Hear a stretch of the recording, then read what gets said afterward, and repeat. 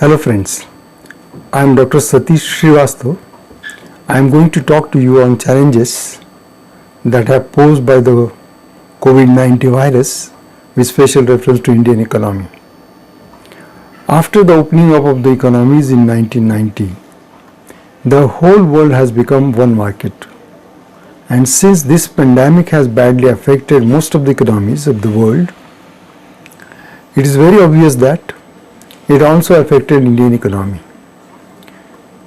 Nobody has ever imagined that the economies of the world would be stand still and all the movements of the people, services and production would be stopped.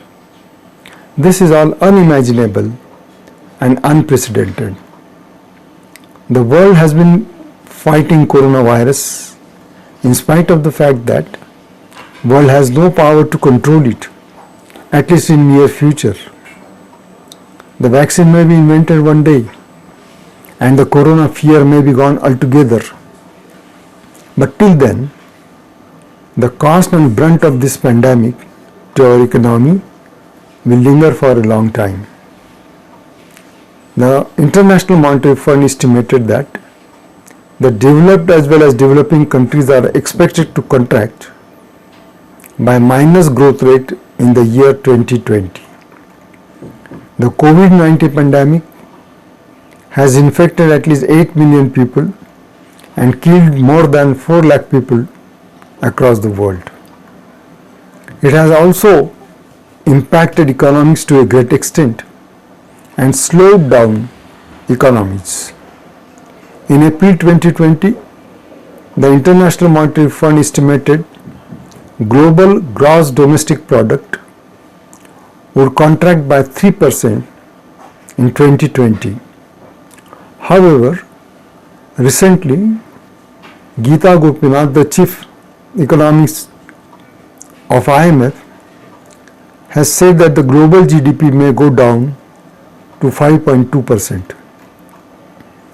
Since there is uncertainty about the recovery of coronavirus, the economic loss of the pandemic can be seen across the world. As far as Indian economy is concerned, we will discuss the economy in 3 parts. First, economic situation before pandemic. Second, impact of lockdown on the economy. And the third and most important is the policy measures and response to come out of this situation. Our Prime Minister announced a nationwide lockdown from 24th March. Janata curfew के लिए, उसकी सफलता के लिए प्रशंसा के पात्र है। साथियों, आप कोरोना वैश्विक महामारी, उस पर पूरी दुनिया की स्थिति को समाचारों के माध्यम से सुन भी रहे हैं और देख भी रहे हैं। आप ये भी देख रहे हैं कि दुनिया के समर्थ से समर्थ देशों को भी कैसे इस महामारी ने बिल्कुल बेबस कर दिया है।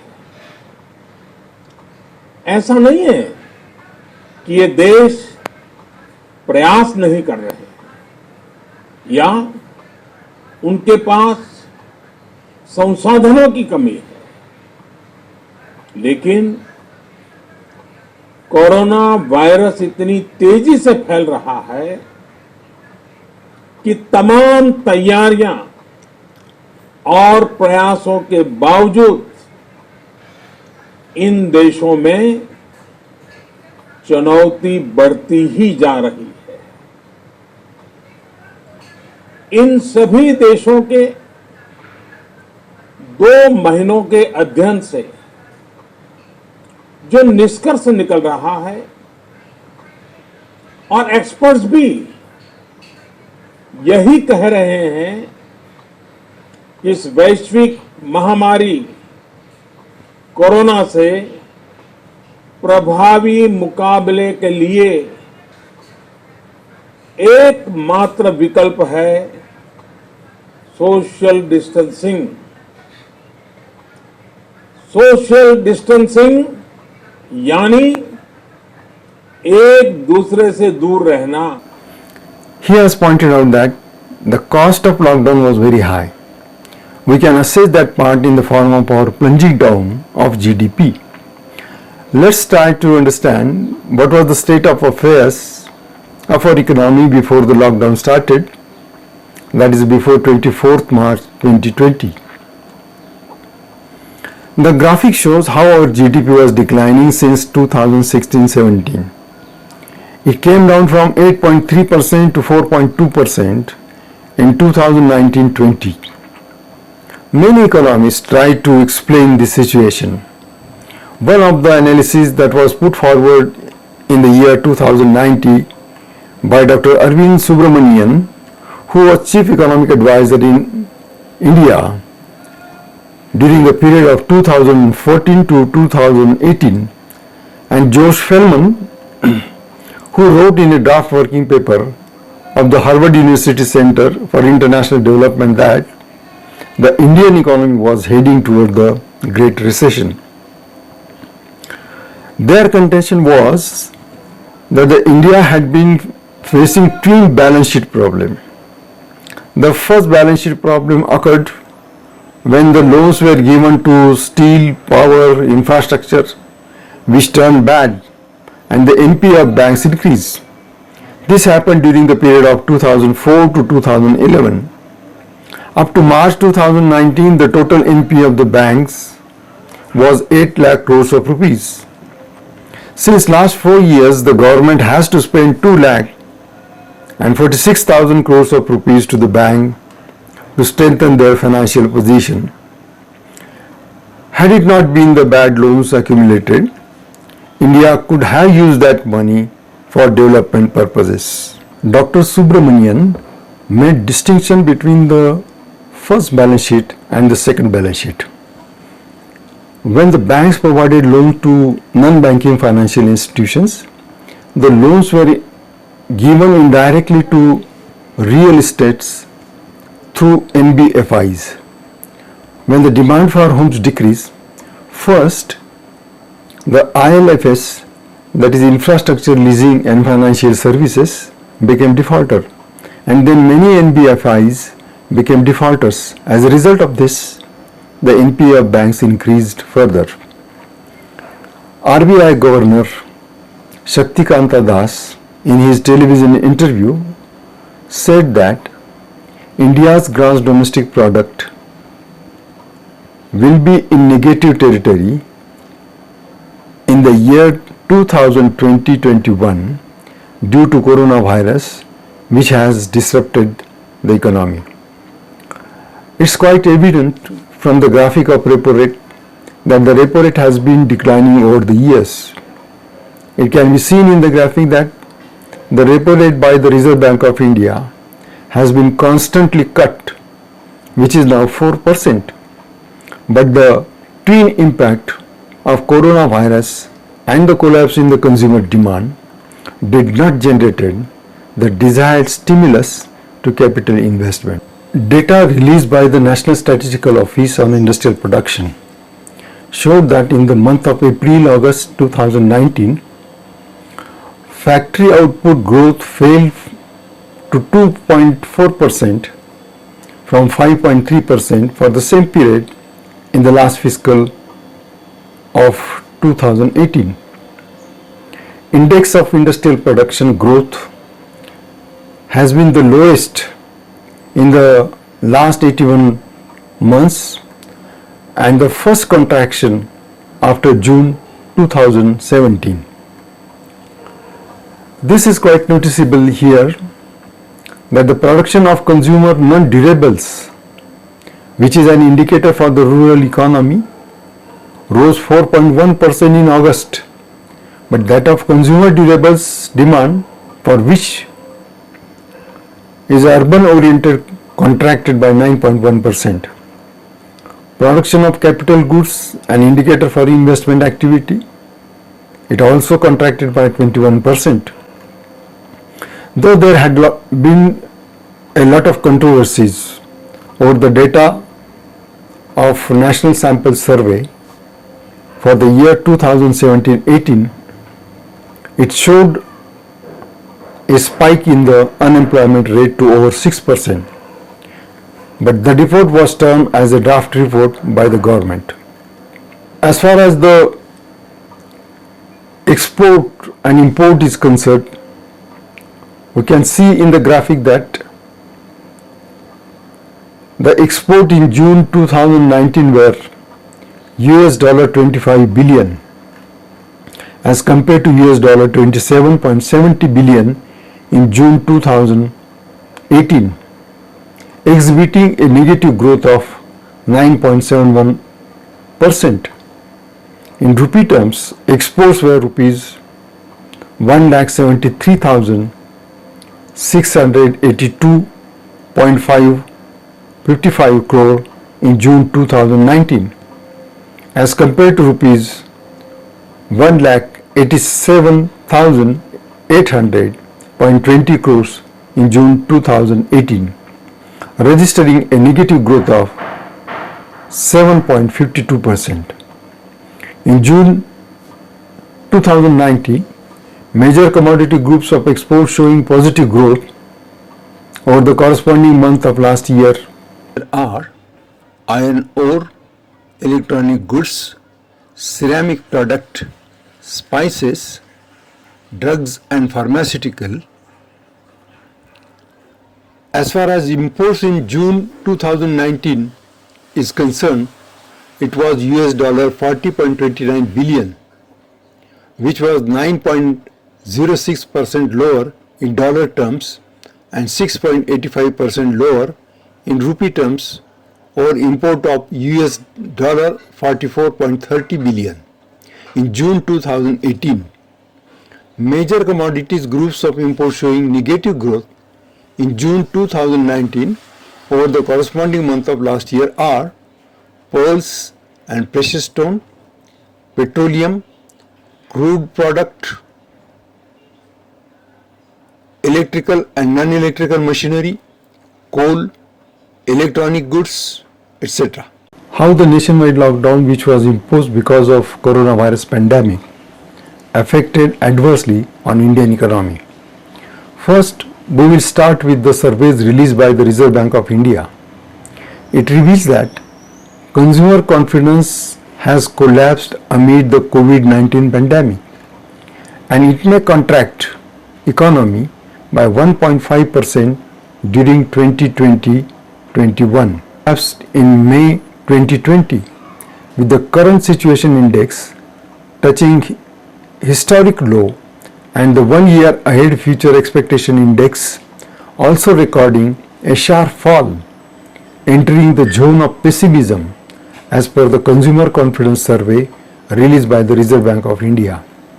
Real gross domestic product is likely to contract by 1.5% in 2020-21, but is expected to revert to growth next year, when it is likely to grow by 7.2%, said the another survey of professional forecast, which was also sponsored by the RBI.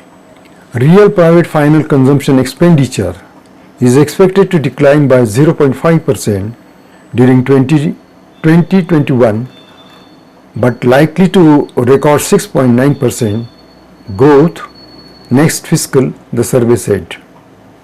It added that real gross fixed capital formation is likely to register negative growth of 6.4% in 2020-21, but is expected to grow by 5.6% in 2021-22. The growth of bank deposit declined to 7.9% in 2019-20, which was 10% in the previous fiscal year. It shows low level of saving. Bank credit was 6.1% in 2019-20, which was 13.3% in the previous year, which also shows that the consumption level of people has gone down. Now let us see how the various agencies predicted the effect of coronavirus on GDP. It can be seen from the slide that the projected estimates of GDP seems very depressing in 2020-21. But what does it mean when the GDP rate is slowed down? It means that all the fundamentals and indicators show negative rate of growth. In the market economy, everybody is seller and buyers, and all the owners of factors of production are interlinked. All the units in various sectors are also interlinked, such as tourism and hotel industry, agriculture and tractor and fertilizer industry, and so on. Market is a place where goods and services are exchanged. If there is no demand in any one of the segment of the market for goods and services, the supply chain will be disrupted. If there is no supply, there will be no demand for factors of production, that is land, labor, capital and entrepreneur. Manufacturing units may be shut down, and this may lead to unemployment. This will result into lack of income, saving, investment, and thus the economy is caught in a vicious circle of depression. The pertinent question is how Indian economy will come out of it. Many economists advocate the V-shaped theory of economy, which simply means that the economy will bounce back once the pandemic is over. It requires specific reasons to believe that the economy may recover in certain circumstances. Whether these circumstances are present in our economy, let us see. India may rebound to a higher growth rate. The reasons are: the job loss is because of the lockdown and not permanent losses. The wage workers will return to their works after the epidemic is over. Comparatively, though India's GDP was declining, it was still better than any other economies of the world before coronavirus prevailed in the world. Secondly, the industries and infrastructure of our country is not damaged. Many foreign companies and corporates are looking at India to invest and start their businesses. And as a part of investment drive, a high-level empowered group of secretaries has been formed by the Government of India to attract investment in 8 sectors such as mobile and electronics, manufacturing, medical devices and pharmaceutical drugs. With the right policy response such as this, our economy may bounce back and may achieve the fastest growth rate of GDP. And the last but not the least, since small and medium industries play a crucial role in our economy, they are also being encouraged through various policy packages. Our Prime Minister has explained a self-reliant India.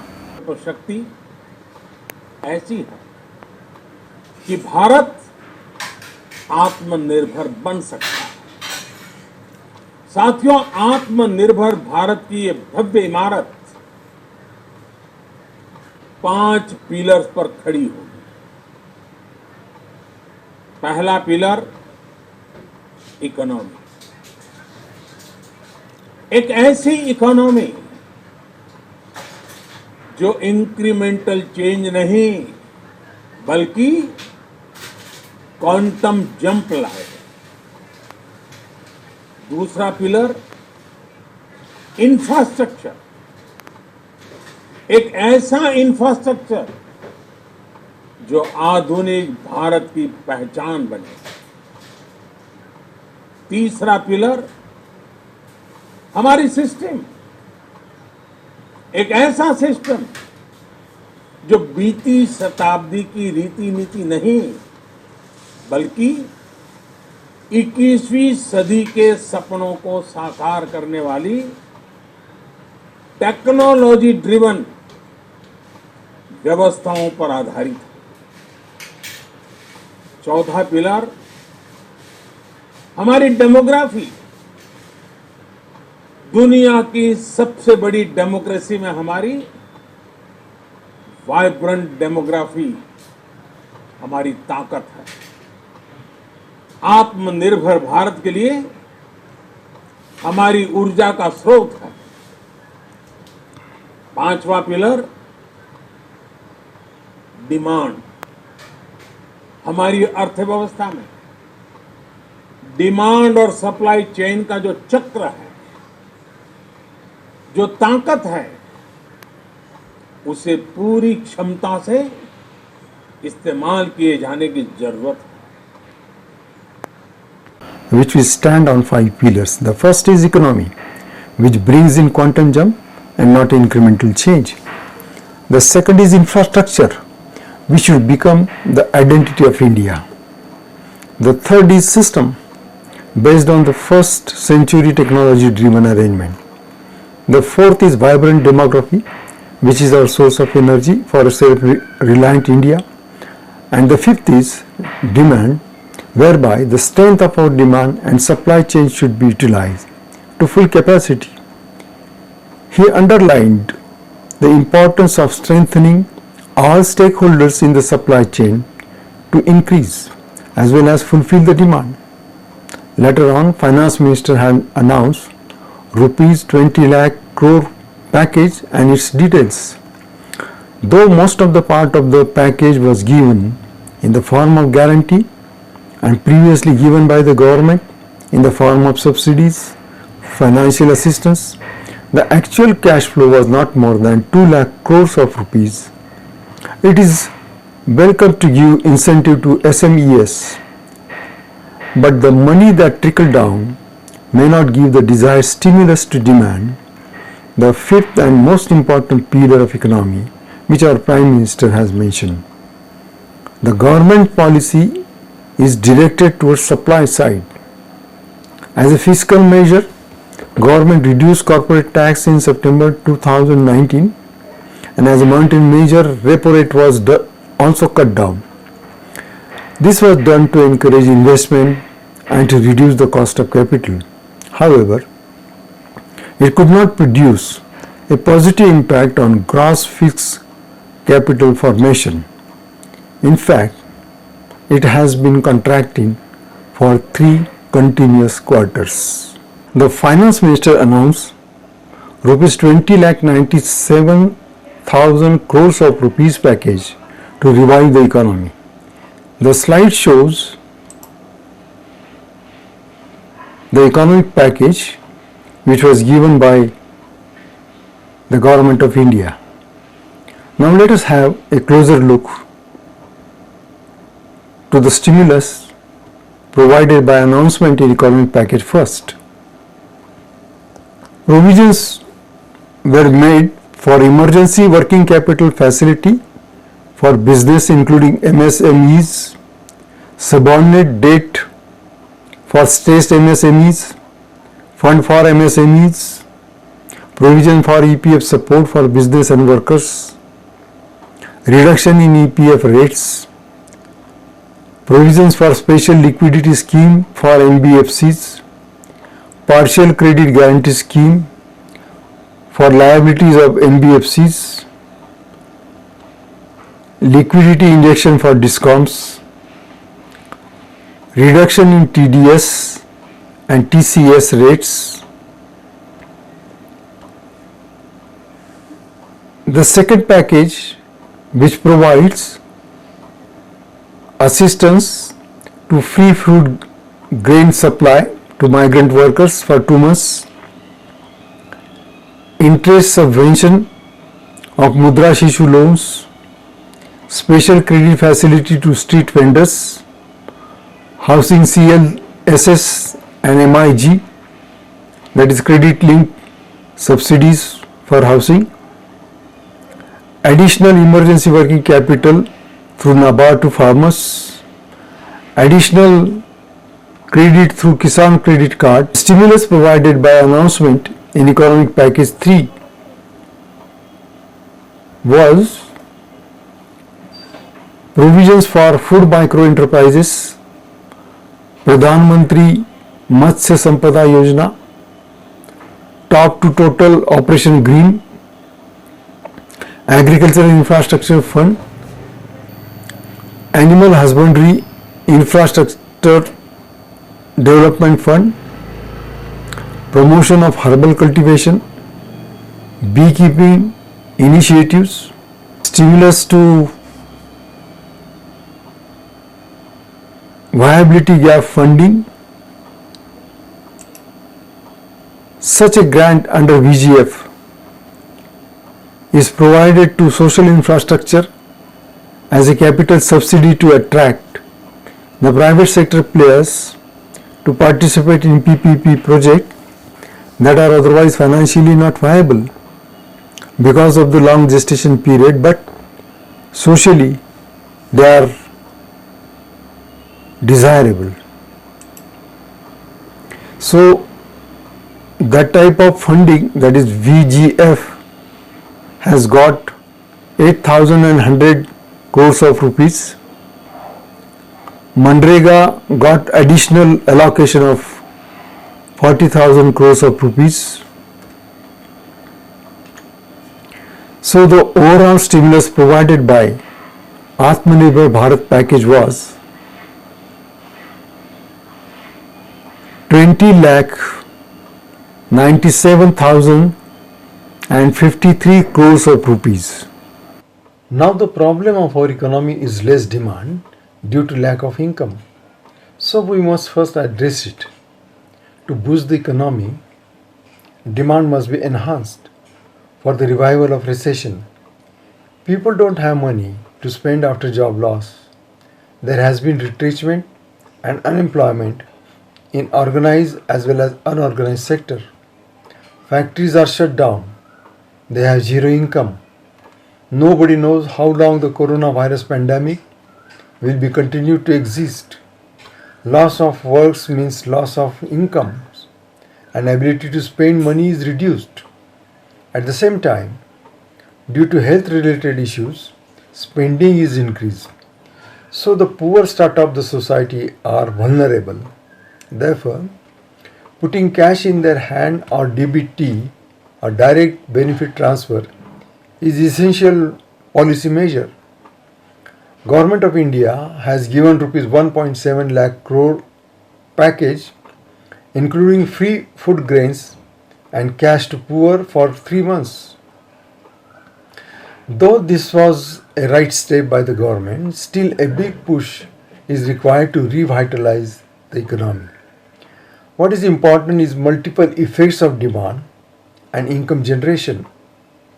For example, if a new manufacturing unit is started in a particular city which provides employment to say 10 to 15,000 people, they would get income which in turn mostly locally spent on various consumer items such as clothing, housing, food, electronics, entertainment, and so on. It is received by various categories of people. Other ancillary industries are started. Shops, clinics, establishments, service centers are started to cater the needs of consumers. More job opportunities are created. Thus there is a multiplication and series of incomes and demand is generated. As a result of it, economy may head towards virtuous cycle. The demand push has a positive impact on employment, income, savings, investment, and lead to revive the economy and growth of the GDP. Fortunately, agriculture is one sector which had less affected by COVID-19 pandemic in India. It has a growth rate of 3% in 2019-20. According to the statement of Government of India, 67% of wheat crop sown in winter Rabi crop has been harvested despite the lockdown amid the COVID-19 pandemic. It said there is a minimal or no disruption in harvesting Rabi crop and sowing of summer crop during the lockdown. Summer crop sowing is 14% higher over corresponding period of last year. With timely intervention by the central and state governments, it was ensured that there is a minimal or no disruption to harvesting activity and the continued sowing of summer crops. The central government also ensured smooth functioning of agricultural operation during COVID-19 pandemic.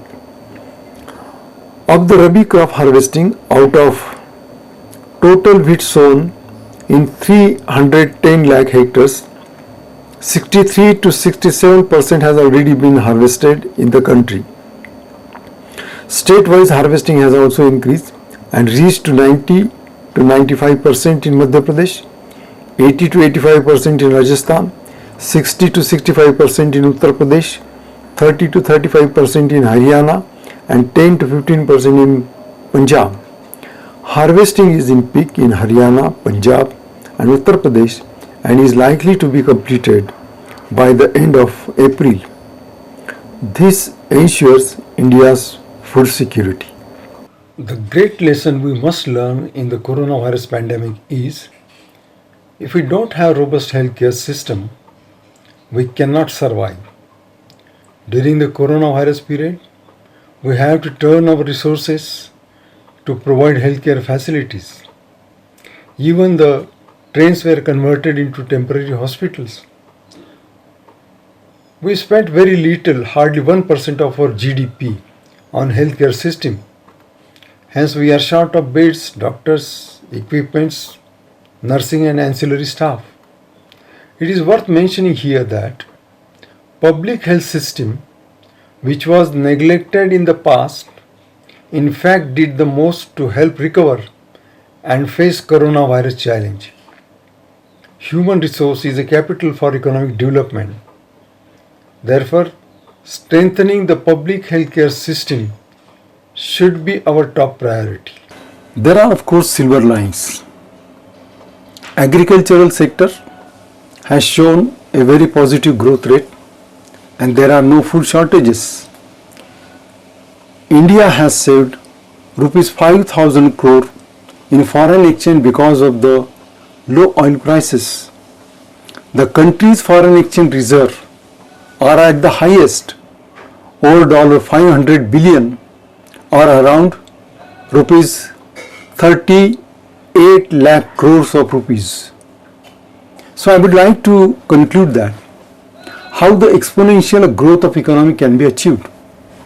Nobel laureate Abhijit Banerjee and many other economists have suggested that in an extraordinary situation like this, a country must adopt the policy of deficit financing through printing of new currency, pumping more money in the economy, or what is called as a helicopter money.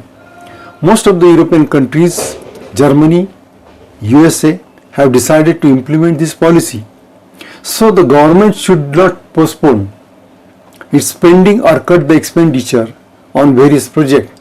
On the contrary, it should spend more. John Maynard Keynes has long back preached the effective demand backed by purchasing power, and we must try to create that type of purchasing power by printing new money. Inflation is preferable than recession because in the long run it can be controlled. The lesson we must learn from this pandemic is our healthcare system should be strengthened. Research, innovation and education must be accorded top priority in our national agenda, along with the agriculture, manufacturing and defense. With the right policy choices, India can surely achieve the goal of V-shaped recovery and can become Atmanirbhar Bharat or self-reliant Bharat. Thank you so much.